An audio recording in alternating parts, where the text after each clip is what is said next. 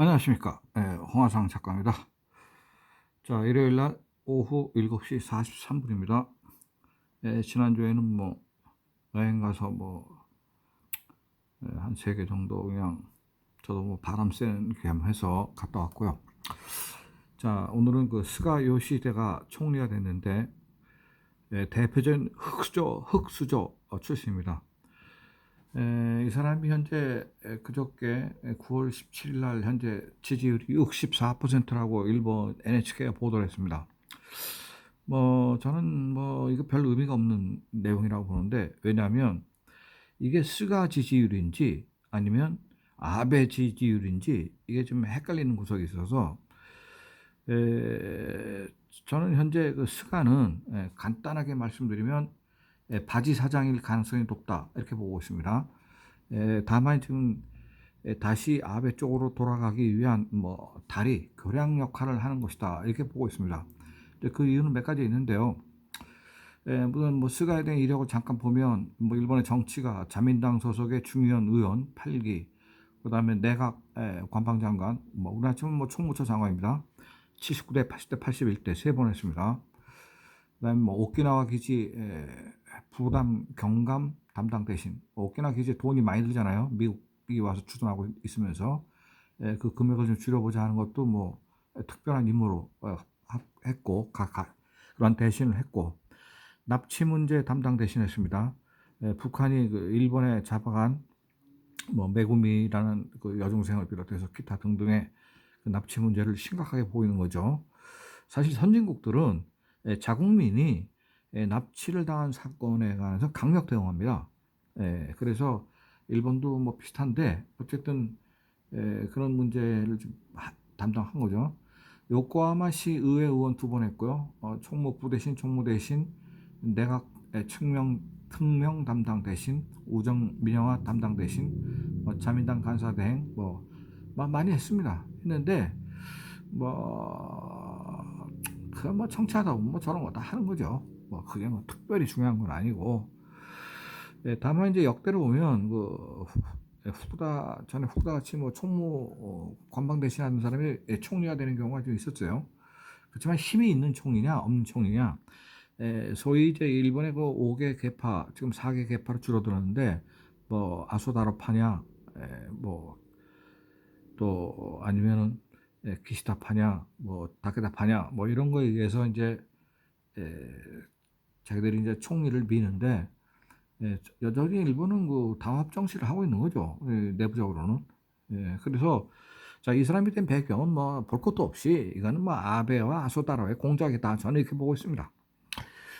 이 사람은 아키타현 출신입니다. 이 사람이 바지 사장인 이유를 지금 말씀드린 겁니다. 인구 104만 명입니다. 아키타현이. 주산물은 쌀, 콩. 여기에 또 하나 있죠. 아키타견이라고, 아키타개. 그렇지만은 뭐 개가 뭐 대표의 뭐 주력 산업이 될 수는 없는 거고요. 역시 뭐 쌀인데, 솔직히 요새 쌀하고 콩 팔아갖고 그 현이 유지가 되겠습니까? 인구 104만 명밖에 안 되고 1억 3천만 명 중에 뭐 130분의 1인데 이게 뭐 안 되는 거죠.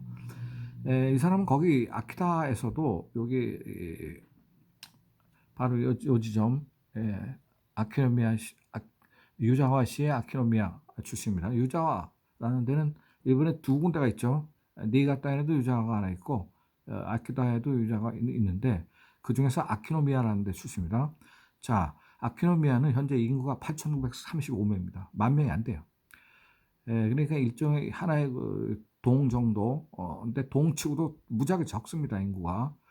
자, 이 아키타 현의 위치입니다. 이게 지금 삿포로 북해도 바로 밑에 지금 빨간 표시가 된 데가 지금 아키타 현이고요. 이 아키타를 둘러싸고 있는 거는 이쪽이 이제 아오모리 현이 되겠고, 그 이쪽에 또 뭐 시원찮은 현이 하나 있죠. 요 세 현이 다 못 사는 데입니다. 그러니까 요 둘러싸인 큰 데가 아오모리인데, 요 아오모리는 사과 유명하잖아요. 옛날에 제가 아오모리 가서 한 달 있을 때도 보면 산업 자체가 사과밖에 없어요. 그래서 이 사람들이 공장을 유치하려고, 아오모리나 뭐 아키타 다 마찬가지인데, 대기업 공장이 들어와야 산업이 일어나니까 그 동경에 숙소 아파트를 하나 사가지고 금요일 저녁에 내려가서 토요일 일요일 날 동경 도정부에 있는 그 산업체를 유치할 수 있는 그 담당 공무원들 만나가지고 그 사람들하고 식사하면서 계속 부탁합니다. 우리 저 현에 대개 공장을 좀 유치할 수 있도록 해달라고 막 아주 뭐 빌죠.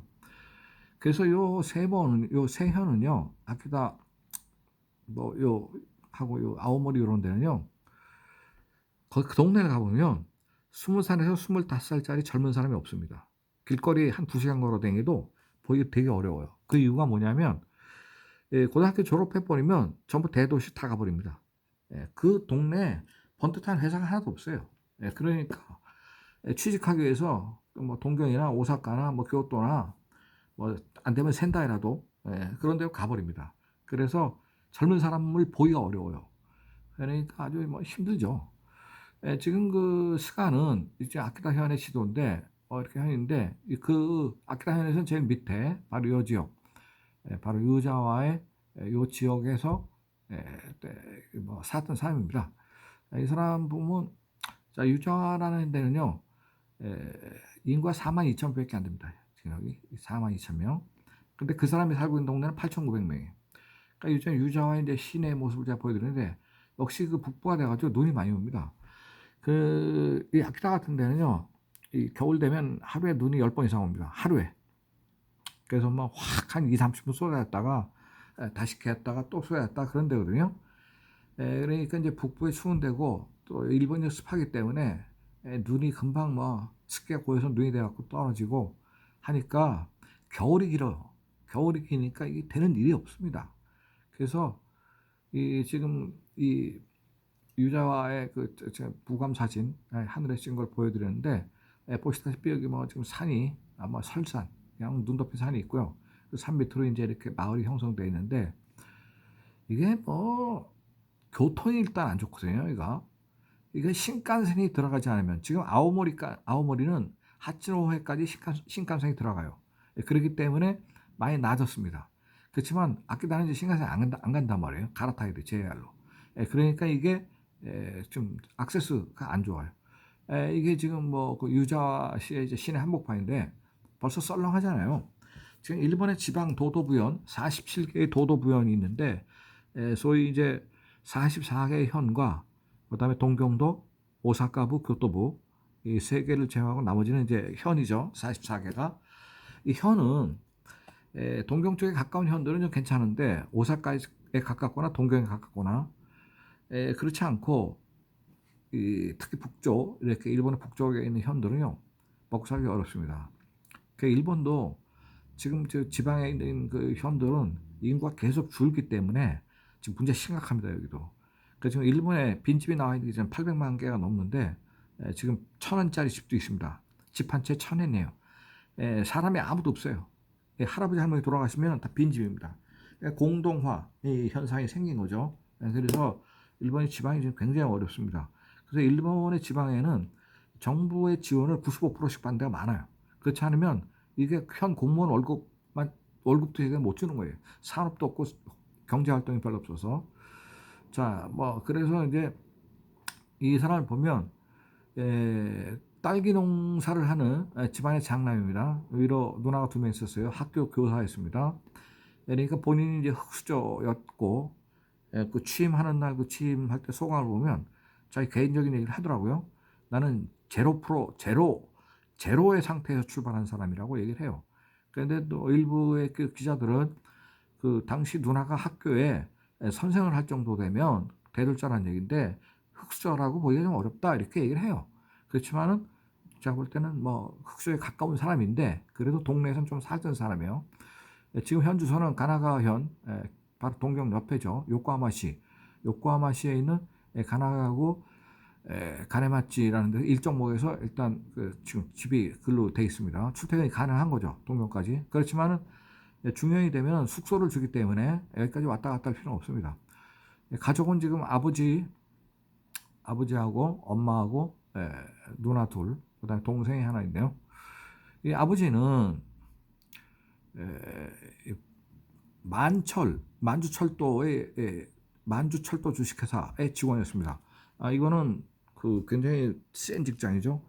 옛날에 그 일정 때 일본의 그 만철 같은 경우는 싱크탱크고, 망주 일대를 개발하기 위해서 철도를 놓잖아요. 남만주 철도, 북만주 철도 이런 거를.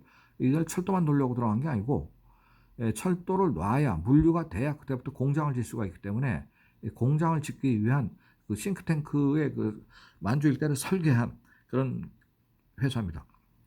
이 회사는 만주국 수도인 통화시, 백두산 가려면 통화시를 거쳐서 가야 되는데, 거기에서 있다가 이제 항복을 했는데, 상당히 엘리트라고 볼 수 있습니다. 거기까지 가려면.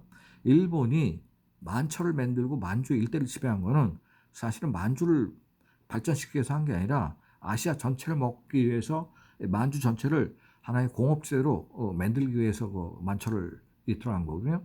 그래서 이 당시에 있었던 그 만철 본사, 이게 지금 일본 쪽 사진에 통화시에 있다고 지금 되어 있는데, 사실은 그 만주의 중심은 장춘이거든요. 길림성의 수도였던 장춘. 이 장춘에 그 일본 정부의 관공서들이 많이 들어가 있었습니다. 자, 이게 이제 그 당시에 그 만철의 모습입니다. 근데 지금도 뭐 크게 달라진 게 없는 것 같아요. 자, 이 사람이 아버지가 전쟁이 끝나고 나서 고향인 아키노미야로 돌아서 딸기 농사를 했고, 아키노미야의 딸기 브랜드화에 성공했습니다. 그래서 여기에 생산 출하 조합장을 했는데, 바로 이제 이런 그 특이한 딸기를 만들었어요. 이게 제가 보니까 딸기 플러스 도마도하고 접합시킨 것 같아요. 그런데 일본도 지금 딸기를 생산한 지역이 많아서 정말 레드오션 시장입니다. 그래서 이제 그나마 간신히 밥을 좀 먹었나 하고 제가 조사를 해봤더니 밥을 제대로 못 먹었더라고요. 그래서 이 사람이 그 아키노미야에 있는 이제 소학교, 여기 초등학교를 다녔고, 그다음에 이제 고등학교를 다녀서, 그 다음에 이제 내가 이제 어떻게 먹고 살아야 되느냐 이런 고비를 하다가 학교를 다닐 때도 무려 뭐 2시간이 걸려서 통학을 했대요. 그래서 3학년 때는 이제 대학교를 가려고 진학반에 이제 들어가서 그때부터 대학교 공부를 시작을 했는데, 아버지가 농과대학에 가라고, 농대에 가라고, 그러니까 딸기 농사를 이어서 하게, 그랬더니 본인이 그 단호하게 거부했고 무작정 상경했습니다. 그래서 이 동경에 가면은 뭔가 꿈을 이루지 않을까라고 본인이 생각을 했대요. 그래서 동경에 이다마시라는 데가 있는데, 이제 변두리입니다. 여기 박스 공장에서 박스를 만드는 노동을 했답니다. 돈이 없으니까 이제 대학교 바로 못 들어간 겁니다. 근데 너무 힘이 들어가지고 단 2달 만에 그 박스 공장을 관두고, 그래서 이제 다른 쪽에서 돈을 벌어가지고 대학교를 어떻게 가보려고, 그래서 스키치 어시장, 그러니까 우리나라 같은 노량진 수산시장 같은 데죠. 거기서 이제 배달원을 했고, 그 다음에 이제 신주쿠에 있는 음식점에서 이제 알바를 하면서 전전을 해서 2년 동안 알바를 해가지고 모은 돈으로 법정대학 정치학과를 진학했습니다. 이 대학교가 수업료가 가장 쌌기 때문에 여기 갔다고 합니다. 이 법정대학은 이름 자체가 그냥 법정대학입니다. 무슨 뭐 단과대학 이름이 아니고 호세이 다이가쿠라는 대학교가 따로 있습니다. 효성그룹의 창업주인 조홍재 회장님이 바로 이 법정대학 독일 경제학과를 나왔죠. 일본의 랭킹으로 보면 동경대, 그 다음에 와세다, 게이오 지나서 스쿠바 지나서 국립대학, 5대 국립대학, 삿포로 국립대학부터 시작해서 교토 국립대학 다 지나가지고 그 밑에 정도 되니까 그 밑에 또 명치대학이 있고 일본 대학이 있고 또 그 밑으로 내려가야 되니까 한 2루쯤 되는 대학교입니다. 자, 이게 법정대학의 전경입니다. 동경 있죠. 자, 법정대학 재학 중에서 그 경비원을 했고, 그다음에 카레 제가 잘못 썼습니다. 이상하게 이 카페에다 글을 올리면 자판이 잘 먹질 않아, 이상하게. 그래서 지금 네이버 쪽에서 좀 그걸 좀 편의를 좀 도모할 수 있도록 좀 고쳤으면 좋겠어요. 그래서 경비원 생활부터 카레 식당에 알바부터 해갖고 고생을 많이 했는데, 그 와중에도 대학교를 다니면서 가라데를 배워갖고 4년을 내리 배웠대요. 3단의 실력이 있다고 합니다. 대학교 졸업하고 나서 건축 설비 업체, 전기 설비 업체인 케네스라는 회사에 들어가서 2년을 근무하다가 결국은 이제 이런 거 하는 거죠. 전봇대에다 전기 가설하고, 그다음에 정보대에 들어가는 각종 전기 부품을 설치해주는 그런 회사였습니다. 큰 회사는 아니더라고요. 자, 그래서 자기가 이제 정치과를 나왔기 때문에 요코하마의 이구 출신인 와시다 차학과 나온 오코노기 히코 사부로라는 사람의 비서관이 됩니다. 이 사람은 보니까 뭐 통상산업부 장관도 되고 뭐 좀 장관 2번 한 사람이에요. 약간 힘이 있는 사람입니다. 요코하마 출신이고, 그래도 와시다를 나왔기 때문에 비록 철학가지만은 일본은 뭐 정계 재계 동경대학 와세다 뭐 게이오가 잡고 있으니까요. 자, 그래서 이 사람 비서관 노릇을 하다가 이제 본격적으로 정치 일선에 나서기 위해서 요코하마에 있는 서구의 시의회 의원으로 출마했고 2번 당선됐습니다. 자, 요코하마 시의회의 모습입니다. 뭐 조그맣니다. 자, 그러고 나서 1990년 36살 때 가나가 2기구에서 중의원으로 출마를 하게 됩니다. 당선했습니다. 괭지에 입회했죠. 괭지라는 거는 그 아수다로가 만든 그런 그 정치 파벌이죠. 그러고 나서 이제 총무 대신이 됐죠. 말하자면 우리나라 관방장관입니다. 관방장관 하고 뭐 우정 민영화 담당도 했고 뭐 했는데 이 사람은 이 아베 총리한테는 아주 굉장한 충성심을 가지고 있는 아베 그 아주 복심에 가까운 사람입니다. 그래서 아베 총리가 사실 여러 가지 핸디캡이 많은 사람인데 이 사람이 이제 총리가 될 때까지 이 아소다로를 이 아베 계파로 끌어들여서, 아소다로는 자기 모임이 따로 있어요. 즉 아소파가 따로 있기 때문에 아소파의 다 좌장인데 아베는 총리를 한 사람, 아소는 총리를 한번 지낸 사람 아니에요. 그런데 총리가 지금 부총리로 들어가서 아베 밑에서 부총리 했잖아요. 경제 담당 부총리. 그런 사람을 큰 세력을 하나 끌어들인 겁니다. 자, 그래가지고 그 밑에서 이제 관방장관, 소위 총무장관 한 거죠. 총무장관이라는 건 모든 공무원을 뭐 월급 주고 뭐 진급시키고 하는 거를 하는 자리니까 상당히 요직이라고 볼 수 있습니다. 자, 이렇게 해서 관방장관을 무려 1290일. 이거 뭐 핸드폰으로 찍으니까 핸드폰이 막 떨렸다 막 이러네. 그래서 이제 유명해진 거는 바로 이 레이와라는 새로운 연호, 새로운 천황이 들어섰을 때 연호를 레이와로 했는데 령자와 화자는 뭐 일본 고전 어디서 따왔다는 걸 설명하는 겁니다. 그게 2019년 4월 1일, 작년 4월 달의 일이네요. 본인의 신상, 취미, 술, 담배를 전혀 안 합니다. 집이 가난하니까 술 먹고 담배 피는 돈이 없었대. 그리고 오전 5시에 일어나고 아침에 일어나자마자 복근 운동, 누워가지고 배 복근을 껴서 이랬다 뒀다 하는 거 100개씩 딱 한 다음에 신문을 보고 나서 아카사카에 그 일본 중위원들의 그 숙소가 있는데 지방 출신들한테 하나씩 주죠. 이 숙소에 까지 이제 걸어서, 숙소에서 이 총리 관저까지 걸어서, 총리 관저는 나가타초에 시내 한복판입니다. 동경시내. 거기까지 가서 그 근처에 있는 호텔에서 아침밥을 먹는데 밥은 채소하고 과일, 요구르트 딱 이렇게 해서 일침 일체 국 하나하고 반찬 하나하고 밥을 가볍게 먹고 가는 스타일이라고 합니다. 술, 담배 안 하니까 뭐 상당히 건강하겠지만 얼굴을 봤을 때는 그렇게 뭐 나이가 많아서 그런지 47년생이니까 지금 47년생 같으면 6, 74살이네요. 우리 나이로. 그래서 그런지 얼굴은 그렇게 뭐 건강해 보이지 않던데. 그래서 이제 그 호텔에서 밥을 먹으면서 그 정치하는 사람들이나 관료나 기업인들하고 대화를 많이 하면서 정보를 수집한다. 아베가 가장 신뢰하는 부하 중 하나인데 그 중에서도 가장 뭐 거의 오른팔이라고 봐야 되죠. 취미는 계곡에서 낚시하는 거, 그다음에 골프 치는 거, 해외여행. 좌우명은 뜻이 있으면 길이 있다. 뭐 이런 거래요. 자, 바지 사장인가 하는 문제를 말씀드리겠습니다. 일단 그 취임하고 며칠 안 돼가지고 국회를 해산하는 문제, 중요한 해산하는 문제는 어렵다고 본인이 얘기를 했어요. 이게 상당히 의외였습니다. 저는.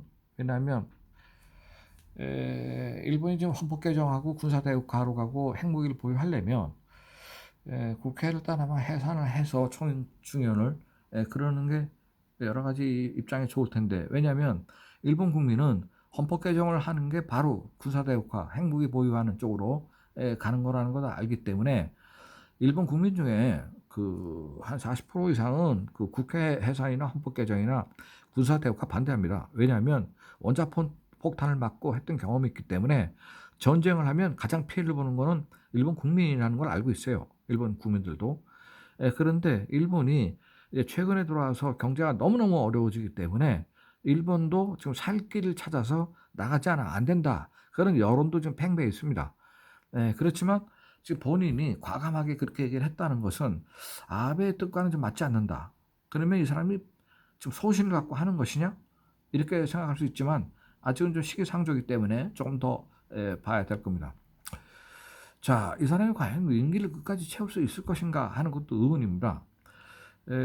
지금 이 사람은 아베 후광 때문에 순전히 그 총리가 된 사람인데 그 아베의 충견이 되지 않으면 이 사람이 임기를 채우기 어려울 텐데 본인이 과감하게 정말로 소신껏 정치 행보를 가져갈 수 있을 것인가에 대해서는 전 개인적으로 바지 사장 정도로 역할이 끝날 텐데 거기서 더 벗어나면 어려울 것이다 라고 저는 보고 있습니다. 또 이 내각 구성을 이번에 한 걸 보면요, 그 아베 밑에서 소위 충견으로 일하고 있던 아소다로 부총리, 이 아소다로는 야심이 있는 사람이고요. 충견이 아니라 지금 현재 상황이 녹록지 않기 때문에 일단 그 아베 내각에 지금 어쨌든 아베는요, 그 지금 역사상 가장 오랫동안 총리를 했는데 그 이유는 그만큼 이 사람이 후광이 좋은 사람입니다. 이 아베 신조가 일단 조슈의 마지막 주자거든요. 조슈 파벌이. 그러니까 일본은요 완전히 파벌 정치거든요.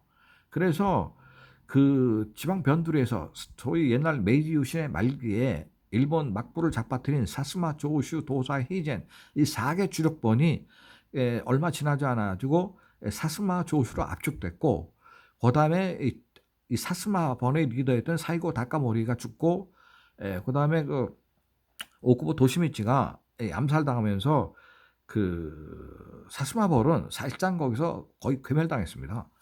그래서 사스마 출신들은 정계에서 밀렸고, 이 정계를 잡은 게 바로 야마가타 아리토모라는 총리를 이은 이등방문. 그러니까 야마가타 아리토모는 굉장한 실세고 육군 대신, 육군 장관을 쓴 사람인데 그 아베 관계 저 이등방문이가 굉장히 어려운 상대였어요.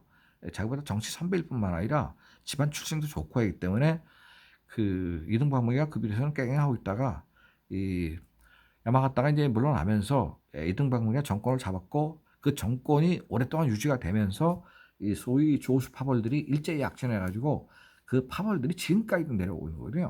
그게 바로 이 조수 파벌의 마지막 주자가 이 아베 신조입니다. 아베는 뭐 지난 시간에 제가 말씀드렸다시피 아버지도 뭐 외무장관을 했고 또 아주 실세였고 총리까지 할 수 있는 사람인데 갑자기 죽어버리면서 못했지만은 뭐 외조부가 기시노부스케 총리를 했고, 그래서 이 집안 백그라운드 자체가 이미 정책 계보가 좋은 사람입니다.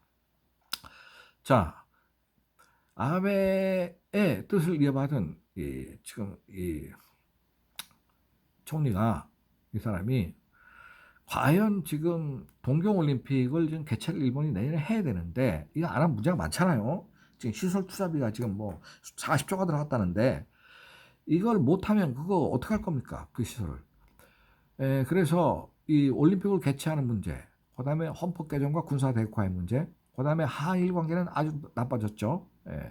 그 다음에 일중 관계, 일본과 중국, 중국과 일본의 관계도 뭐 완전히 금갔습니다. 금갈 뿐만 아니라 앞으로 이건 봉합될 가능성도 없습니다. 그러면 자, 그럼 일본은 지금 허수아비 정권 들여 앉혀놓고 지금 아베가 다행히 그 모리모토 그 유치원 문제가 이제 그 불기소로 돼서 뭐 1억 무슨 1억 뭐 3천만 원짜리를 갖다가 뭐 돈을 뭐 9억 3천만 원을 갖다 주고 정부가 사게 만들어 가지고 했다는 것 때문에 문제가 생겼는데 일단 뭐 불기소가 돼버렸죠. 그래서 아베가 이제 정책 위기에서는 벗어난 걸로 보입니다. 그 아주 핸디캡이 컸죠, 그 문제는. 자, 여기서는 이제 한국이 어떻게 대응할 것인가인데, 일본 총리는요, 지금 현재 이 총리 사람은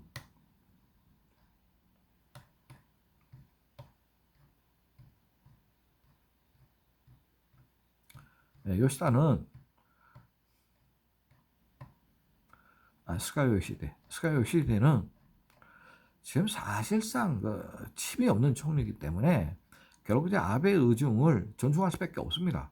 그렇지 않으면 아베 파벌이 워낙 세기 때문에 지금 일본 역사상 가장 큰 파벌이 제가 볼 때는 아베 파벌이에요. 이거보다 더 강한 파벌이 없었어요.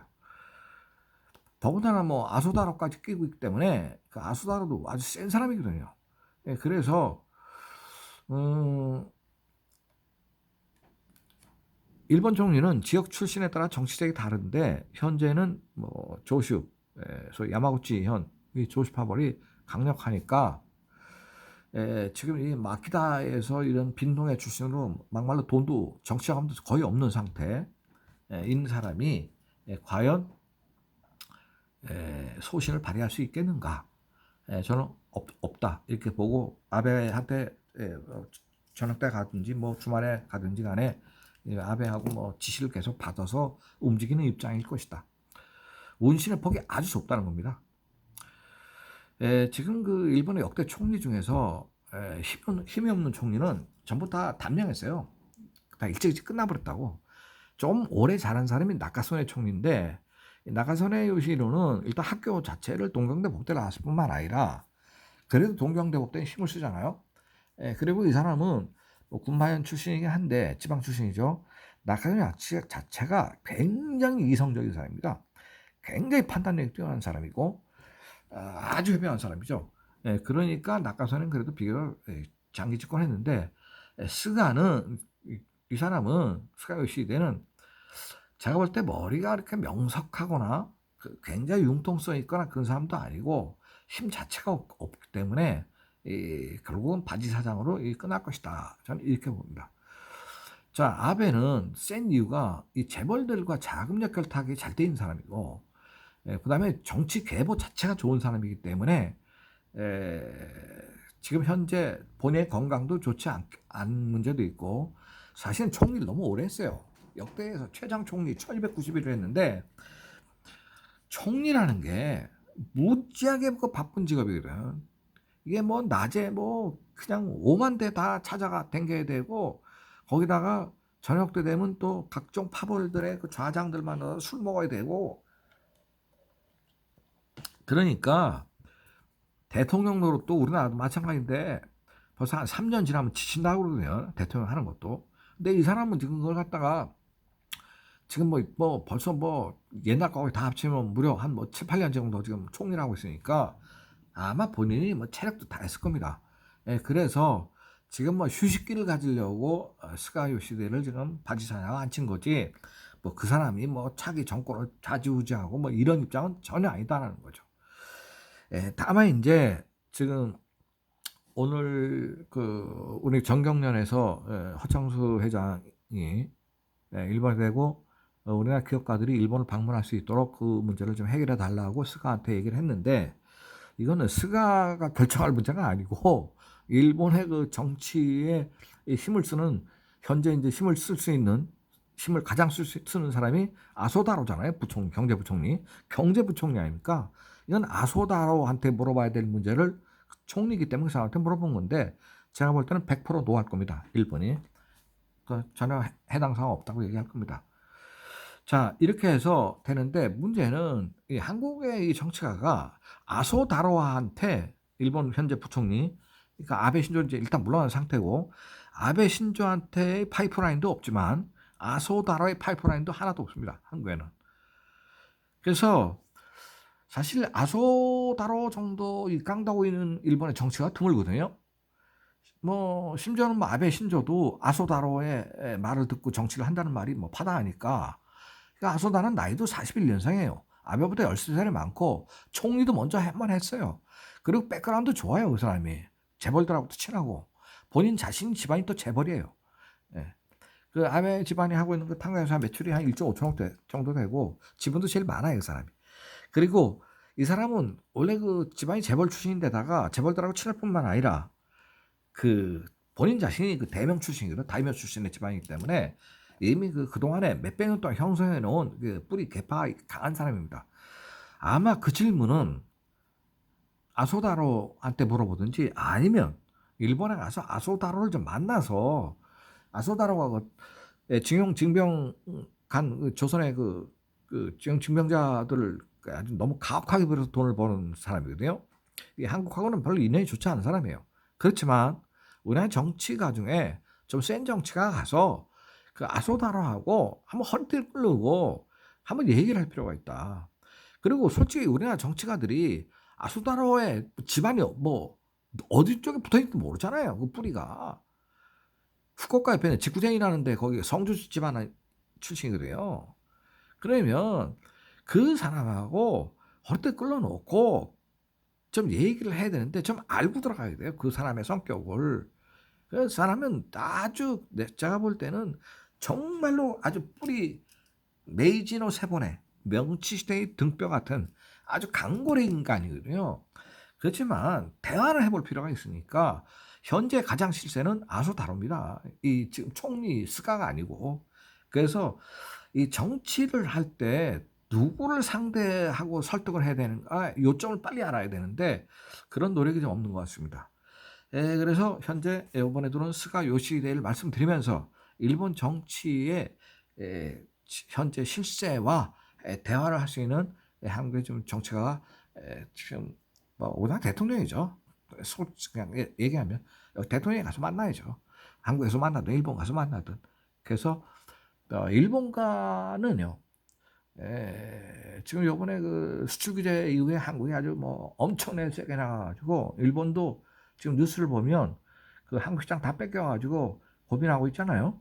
그래서 이 정도까지 사태가 될지 몰랐어요. 일본도 이 한국이 소부장 쪽에서 이렇게 강력하게 대응할지 몰랐기 때문에 어쨌든 적어도 저는 한일 문제는 이 기술적인 문제뿐만 아니라 이 정책인 문제가 결부가 되기 때문에 적어도 한 5년 정도는 비교적 좋은 관계를 유지하는 것이 국가 이익에 도움이 된다. 저는 그렇게 판단하고 있습니다. 일본도 적이고 중국도 적이고 미국도 적이면 우리는 어디로 가야 됩니까? 그런 문제 때문에 북한까지도 적이 됐잖아요. 그러니까 좀 이제는 좀 풀어야 된다. 모두 일본, 중국. 그러니까 일본과 중국. 그러니까 일본은 미국과 가까우니까 우리가 그렇다고 중국하고 가까워져야 되냐? 이제 선택이죠. 선택인데 좀 일본 말로 내맛이 소위 이 방송 밑에 정치가 있잖아요. 그런 걸 좀 풀어나가야죠. 자, 오늘 그런 말씀을 드렸습니다. 감사합니다.